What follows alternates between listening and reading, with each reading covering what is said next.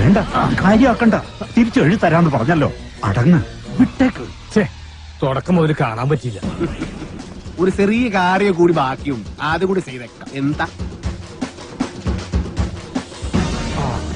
വേറെ ആരെന്നെ വീഡിയോ ഒക്കെ പോകണ്ടോ?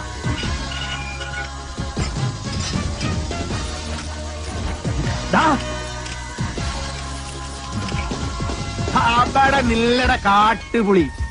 ഞാൻ വന്നത് നിന്നെ പൂട്ടാനാ. മള്ളയ വീട് മേടിച്ചത് തെറിച്ചു തരാനല്ല, താമസിക്കാനാ. ഞാൻ അവിടെ താമസിക്കും. വേണ്ടി വന്നാൽ നിന്റെ വീട്ടിൽ കയറി ഇവിടെ താമസിക്കും. നീ അവിടെ പൂട്ടി, ഞാൻ ഇവിടെ പൂട്ടി.